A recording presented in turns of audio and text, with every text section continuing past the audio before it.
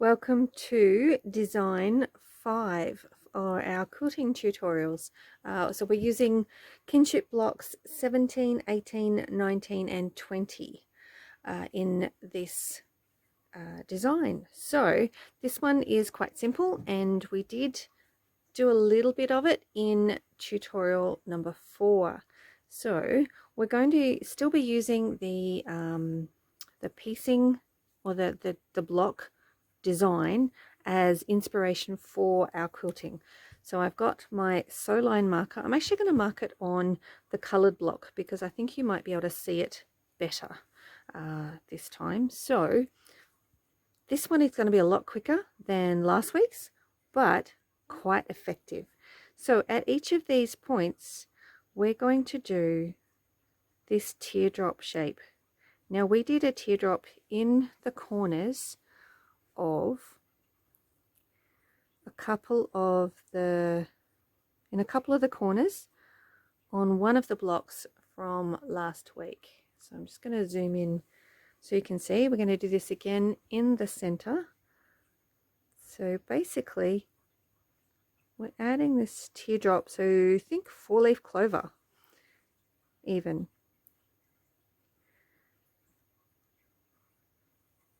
Now how will we get around this block?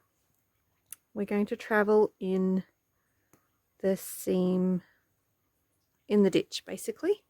So can we see? Yes. So for block 18, quite simply, we're going to go down the center.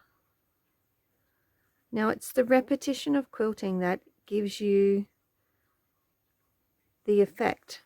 So if you do it on all of your blocks, then you're going to have this gorgeous effect across your whole quilt. Now with a sampler quilt such as Kinship, then the challenge is how do you bring all the blocks to be a cohesive quilt. And this is one way you can do it, by using the quilting. Now with block 19, I'm actually going to mark a line on these. So these are quite long, but I'm actually going to mark a line based on these other blocks.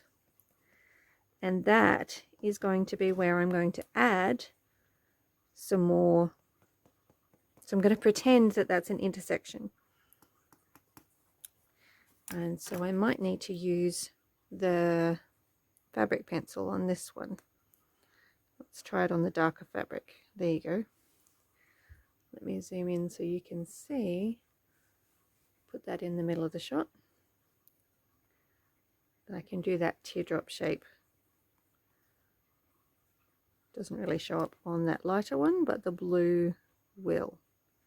So if we do that, let me zoom out again. If we do that in these, well, you don't need to do that one. We can do these 5 places. It's up to you. You can do 9, or you could do 5 and not do these ones. So that's entirely up to you how you do that.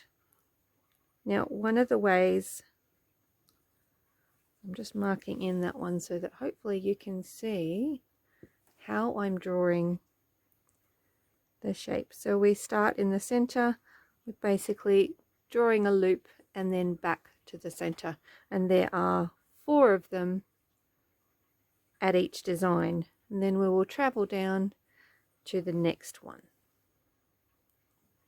So for block 20, let me bring that one into play for us. My ruler out of the way. I am going to then go back in, a little bit too far. There we go, so you can see the whole block.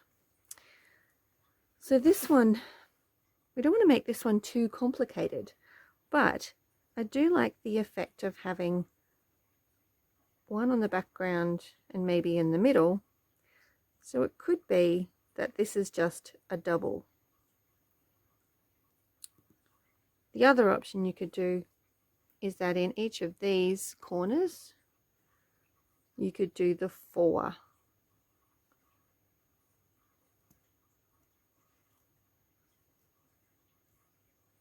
So that would be in each of those 4, and then maybe just do a double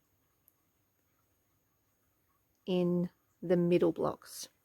I like the idea of having it in the background as well, so I think that's what I might do.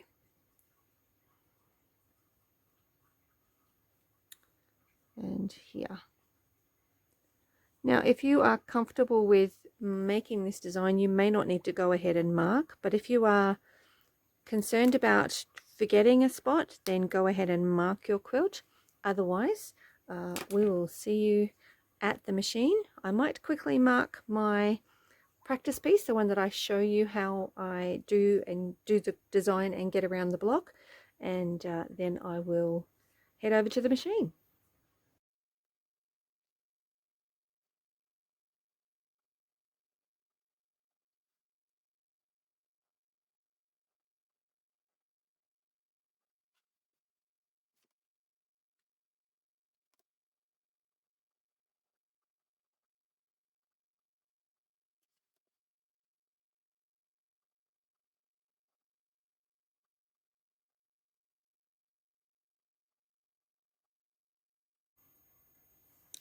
Alright, so we need to bring our bobbin thread up. Now we are going to get a little bit of thread build-up in the very center of this, but keeping in mind that on your quilt that will be a seam intersection. So my hands are beside the foot. I'm using the hopping foot, so we're going to come out and do a teardrop shape. So it's sort of a curve. We did it in the last one, so hopefully this will be a quick one to pick up, and we're just continuing with that design. So getting the machine going and then moving out and then back to that center point. If you keep your eye on that center point, you are more likely to hit it. If you are a little bit wonky, that's okay. And I guess one of the keys will be to keep your teardrops of a similar shape and roundness. Alright, now to get to my next one, I'm going to do a bit of I'm going to crisscross the block a little bit. So I will essentially straight stitch down a seam line to that next point in the block. So I'm going to go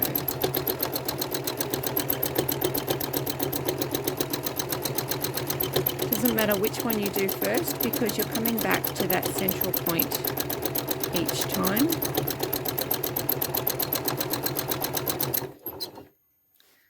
So I'm going to turn my block, and I went over my line a little bit there.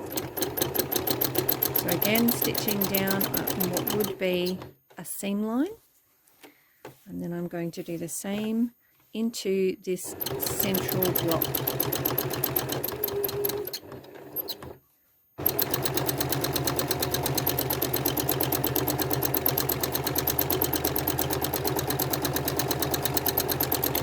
So whilst it might seem a little bit hard to keep your eye on that, I guess the center bit when you're moving this way and you can't see it because it's behind the foot, I guess you will know how far you've moved out, and you should be able to hopefully work out how far you need to move back. Now mine are not all perfectly exactly the same, and that's okay.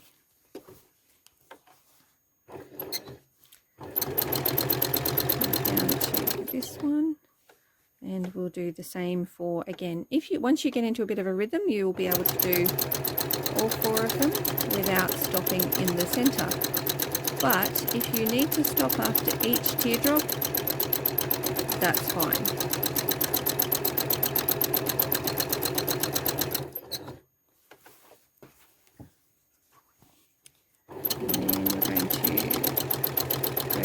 So I am changing the direction to go straight because it is a little bit easier to stitch with the hopping foot in a straight line if you're sewing as your normal sewing action.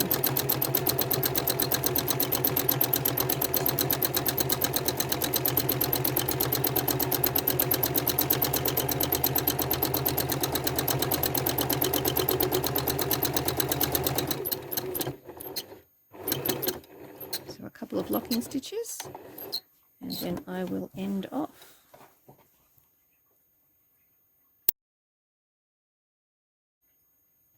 Alright, so for block 18 I've actually added in a couple more just at the top, so I'm essentially going to stitch all the way down the center seam of that block, so which means doing 2 only at the top of the block, and then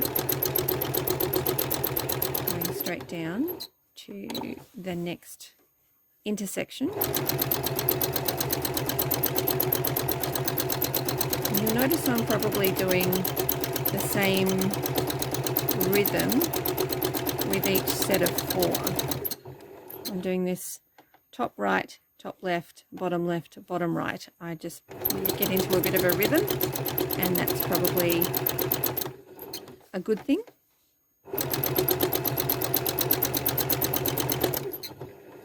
Now my finger was actually covering the design here, so I need to reposition my hands so that my fingers are not in the way. As a quilter, I have never, as a sewer, I have never stitched a finger, and I don't really want to.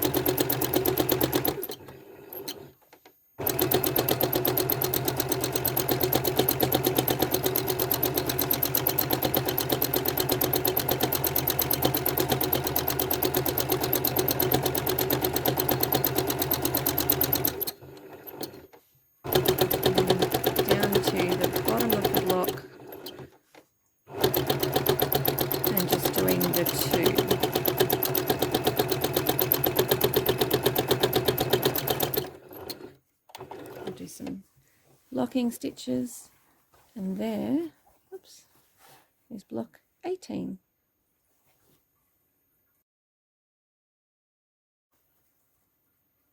Right, so for block 19 I decided to keep it simple and just do 5 little clumpings of teardrops, same as the first block. I'm just going to move those threads out of the way. We'll have to trim them off in a sec. Rather than more, but you could easily add more, and I'll chat about that in a little bit. So for this block I'm going to go straight downwards. Again, this would be in a seam line, so in a ditch perhaps. Now we've got this smaller block here, and we have to pretend that there is a divider here. If you need to draw that in, that's okay. Otherwise, just eyeball it and you'll be surprised. And now, I've just turned my block around. We're going to come back. So going as slow as you need to, hopefully to go along the top of your previous stitching line. And then we're going to the center. Now we'll do the teardrop cluster.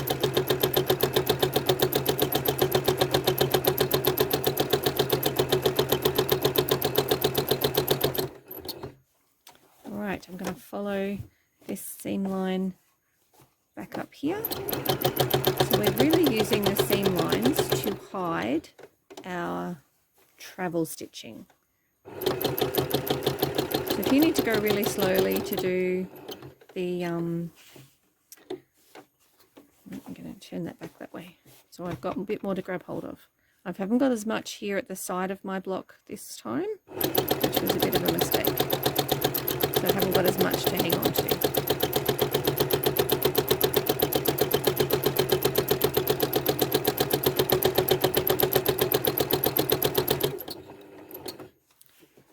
Okay, and then we're going to travel down this seam line.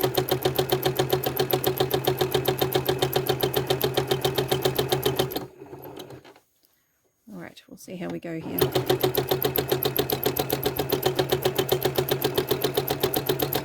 Keeping in mind, like from my video of design 4, don't rush around the curves. You don't want to end up with those eyelashes on the back. And I will end off in a sec, and that will be block 19.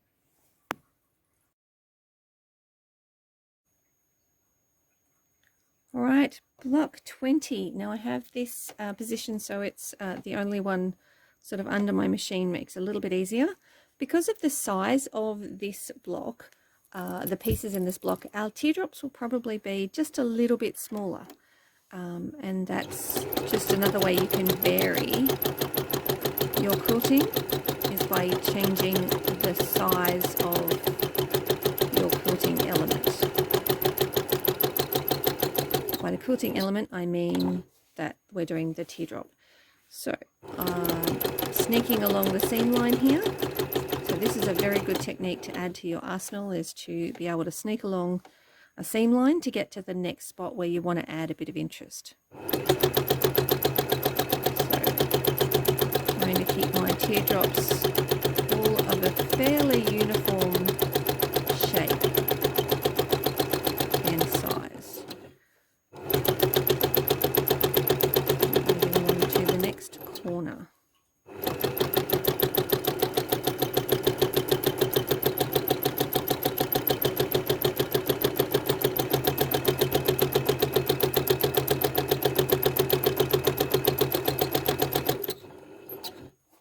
Right, now just going to pause here and right, I think that's a little bit better. You've got a little bit more light on the subject. All right, sneaking along this top of the block to the next corner.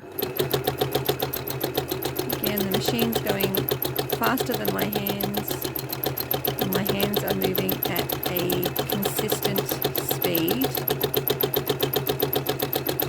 to keep my stitches as smooth as they can be. So you can see the block taking shape there. Alright, moving down to the middle. So I have changed from my original quilting design, but I quite like this effect.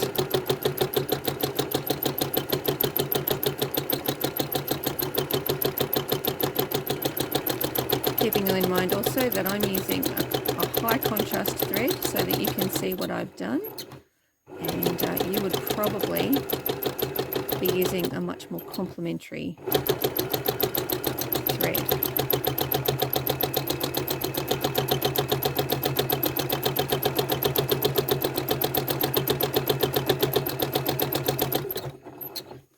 And now we're going to complete the block by stitching along that seam line back to where we started. A couple of locking stitches, and there is block 20.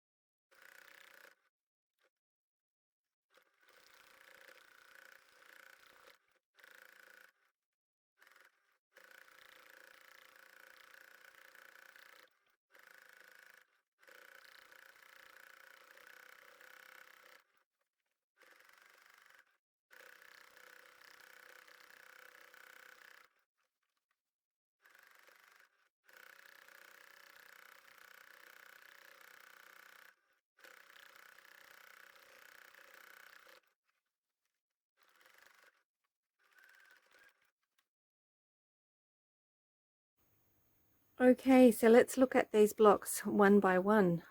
So I chose a sort of a lime green thread to do my colored blocks in, and so you can see so this is block 17. We started with this cluster here, traveled across this seam line here and did this one, traveled down the seam line and across to the middle, and we did this cluster of teardrops here. So you may have noticed that when I did this center one, and I'll see if I can show you the back, I actually did 2. So I just wanted to show you an extra way that you can, just bring that a little bit closer, a way you can mix up your design is to actually echo it and do a teardrop larger around it. So from the center we traveled across and then down to this corner, did the teardrop cluster here, all the way along the bottom to this final cluster and ended our threads there. Now I do have a very quick video that shows you how to start and stop with your quilting stitches so that your threads are secure. So here we have block 18. So we started at the top, did a couple of teardrops, so that would be like the half a block, and basically we traveled down the center line of the block and did a little cluster of and then traveled again down the seam line of teardrops in each of the intersections with another 2 at the bottom of the block. All right, for block 19, so I think it's a bit easier if you can see them side by side, that's all. All right, this one we started here, did our cluster of 4. So we have some repetition going with all these clusters of 4. Did our cluster of 4, traveled down to this point here, so this intersection here, and did our cluster of 4. Then we traveled back up halfway to this seam line and traveled across to the middle. So I did, on my block, I did the repeat again where I did the double layer. So the extra, so I basically went and did the 4 and then I did the bigger teardrop around them.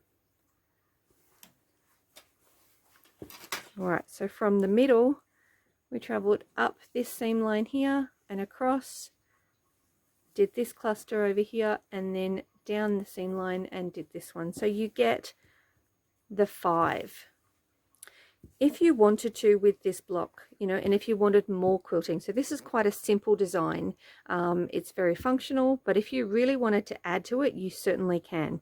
You can then quilt at this point here, and you could travel down here and do the same here, as well as these 2 center points here. So you would end up with 9. If you really wanted to, same as we did the half here, you could actually put them at each seam intersection so that your quilt, you've got much more quilting on your quilt. All right, block 20, here we go, side by side. So it's not nowhere near as noticeable on the colored fabric. And again, I've used a mostly complementary thread. So this is just to show you what's the quilting plan. So I started in, because I had it turned around, in this corner, did the cluster of 4. I moved along. I actually ended up doing a cluster of 4 all the way around. I thought that one was more in keeping with the rest of the blocks. So if you want to change these designs, go right ahead. This is really just a starting point. I want you to jump off from here and have fun with the quilting. Up to this corner here, we traveled along the seam line here, again down. So basically we traveled around that center block doing our clusters of 4. So we have across this whole design block, there's quite a uniformity because we have these clusters of 4 teardrop shapes, which, you know, if you did them rounder would be very much like a 4-leaf clover. If you did them narrower, so you see this one here is quite a bit, it's a bit narrower and thinner than some of the others that are a bit fatter. So those are different ways that you can change it up as well. If you like a really narrow teardrop, then do that. If you like the really fat ones, then, you know, that's your style as well.